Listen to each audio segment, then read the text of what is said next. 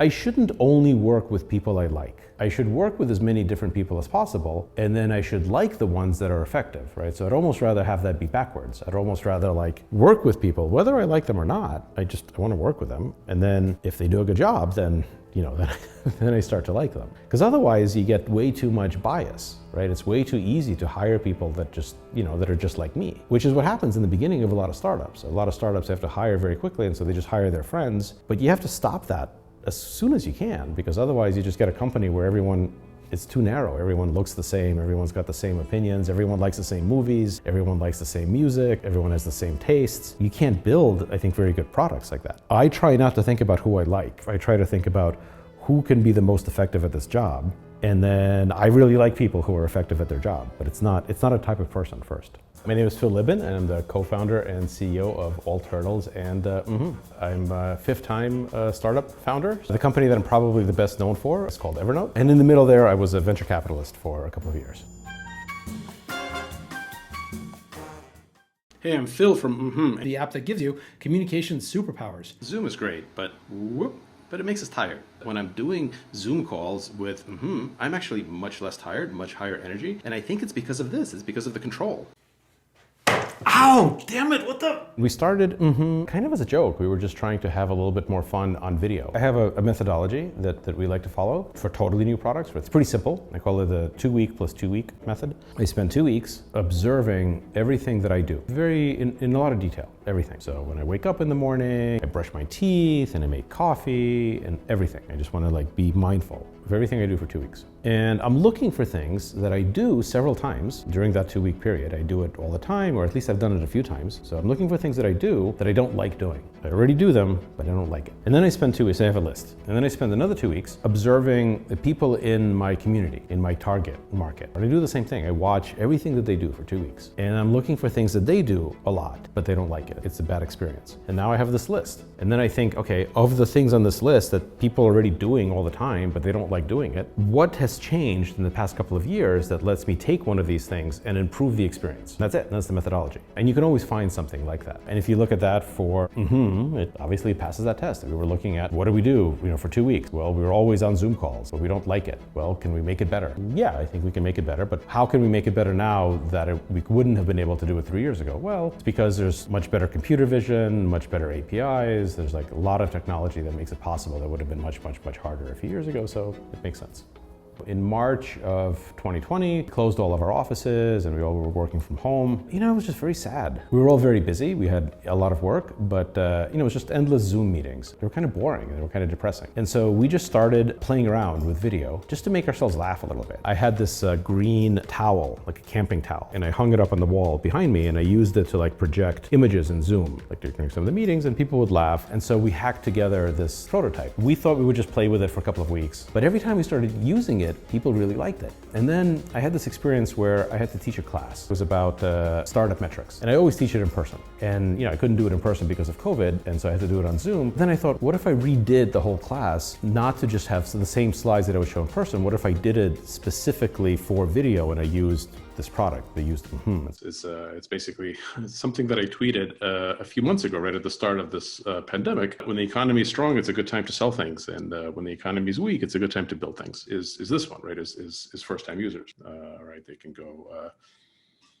go from being low-value users, and they can travel up this line to be high-value users, and they can go back down to being inactive users, and then they can go back up to being high-value users, whatever this takes. It was very rough. It was very low production value, but it was really engaging. People really liked it. I liked giving it. The students really liked it and got great feedback. And so I just started thinking, maybe this is a real product. I texted a few people that whose product opinions I really like, friends of mine. So Kevin Systrom and Mike Krieger, the co-founders of Instagram, and I just showed it to a few people like that, and they all encouraged me. They all said, yeah, this is really good. You should make this into a company. And it just kind of went from there. We made a 4-year business plan for Mmhmm, which was just one slide, and it had 4 words, 1 word per year. The only business slide that I showed any of the investors and my team, we had a 4-year plan. So the first year, the focus was to get started, basically to make something, to raise some money, hire some people, make a company, put something in the world. The second year, we were looking for product market fit. We would make a product in the second year that we knew was very important in improving improving the lives of somebody. We said we'll know that because we'll talk to our customers, we'll talk to our users, and if some of them say, you are improving my life in important ways, then we know we accomplished that objective. Before we decided we're going to try to get big, we said we want to get to impact first. So we want to make a product that we know is having an important effect on somebody. And we just ended year 2. And the word for year 3 is scale. And the main way to do that is to make the product simpler. Our older product was really meant for power users. It was for people like me. It was people who were very motivated. And it was great for that, but it was a little bit difficult to use. So we recently launched a web version, which is much simpler. We're continuing to simplify it. And what we're measuring now is the scale. How many people can we get it to? And we're going to spend the year doing that. And then next year is year 4. The word is profit, that it can become a self-sustaining.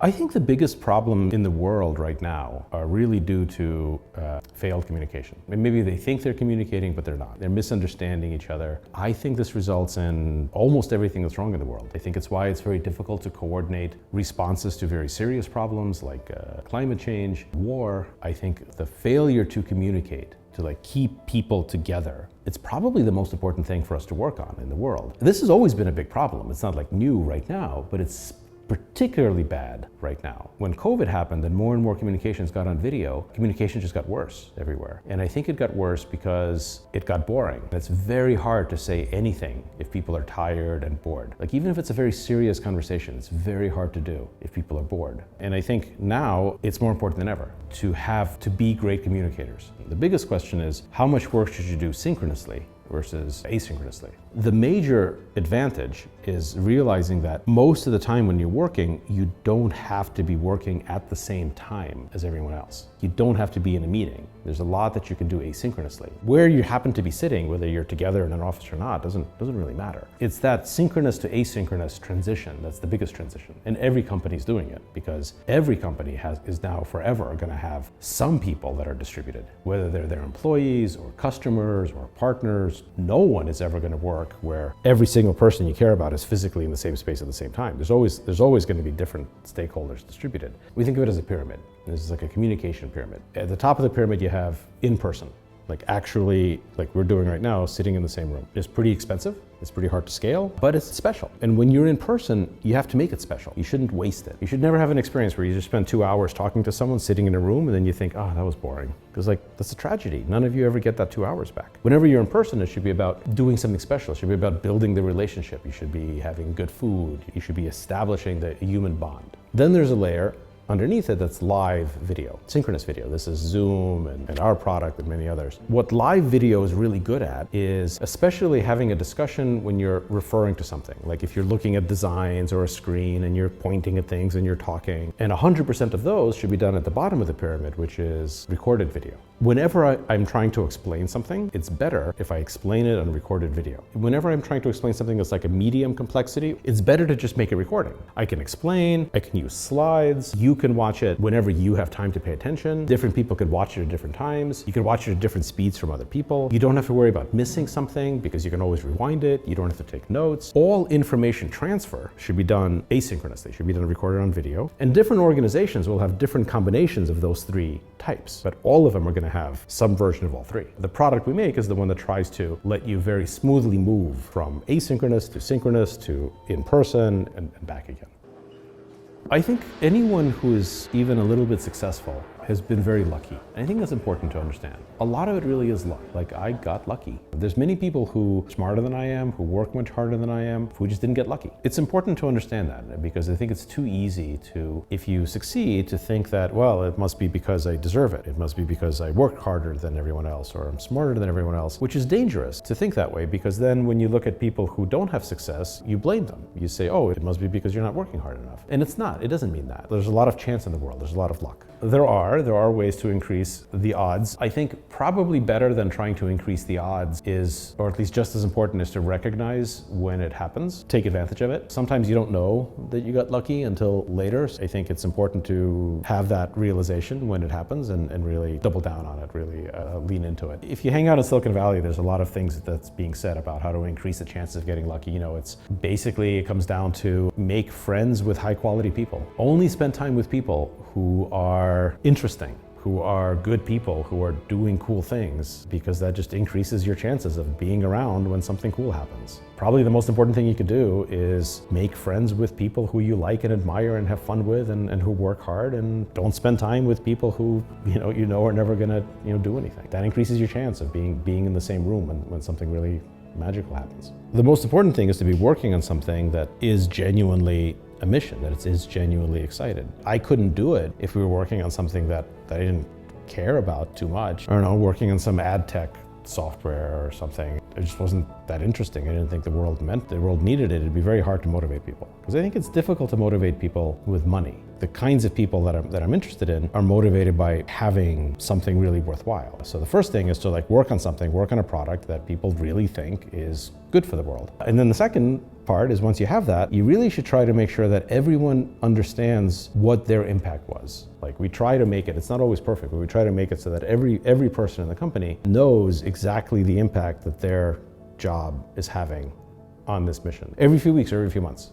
No one should ever be at a position where they say, well, I worked on this thing for 2 years, but what did it do? I don't know. And that's tough to do. You have to really pay attention to that. Once you kind of establish that culture, it reinforces itself, right? It takes care of itself. I just have to set it up initially, and then everyone else extends that culture. But it all starts with working on something that's genuinely meaningful and not on some bullshit that you only care about because of money. I always try to remember that whatever success I have, yes, some of it is hard work. Most of it is because I have such brilliant friends and team members, and they let me work with them. But a lot of it is just luck. And a lot of people who don't have luck, they deserve success as much as I do. They just don't have it. And so it's our job to try to make a world that's better for everyone, not just for the ones that, that got lucky and had money.